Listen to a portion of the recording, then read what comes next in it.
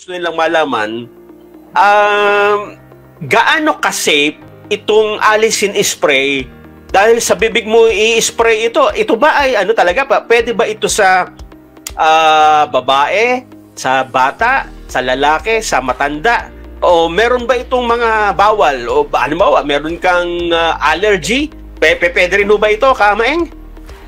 Opo, sa katunayan, kung ako ang tatanungin nyo, 2007 po yan. Ang gumamit yan, may 15,000 na po, no? Sa iba-ibang mula hika, allergy, singaw sa bibig, napakarami na po. Sa balat, skin disease, bad breath, at maging doon sa mga credible scientific study, injection nga po yan sa dugo, sa ugat, IV.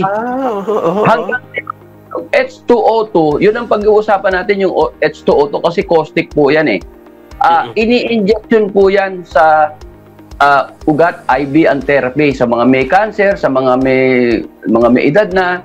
Kaya yan po ay gusto ng katawan. At isa pa, yan po ay ipinuproduce mismo ng katawan natin. Ang ginawa ko lang, inilabas ko lang. Kasi yung virus nasa bibig ang target natin, ang intention natin na yung virus na dumikit doon, na nasingot ng tao, nahigop ng tao sa ilong tao sa bibig, mapatay right on the spot na hindi naman abutin. Seconds nga lang po Kaya, yun ang ina. Kaya wag po kayong Ngayon, kung mapasobra, wag po kayong kayo mismo ang magre-reject kasi aasim yung niya Pero, 10-15 na spray, walang problema. Alam niyo po ba na ngayon isang manager sa isang na frontliner company, pagkain po ito, everyone ini-spray niya po yan. Sabi ko, hindi ko sinasuggest po yun, Ang sinasuggest ko, kapag may tama na kayo, positive kayo, may mild symptom lang, 10 spray to 15 spray.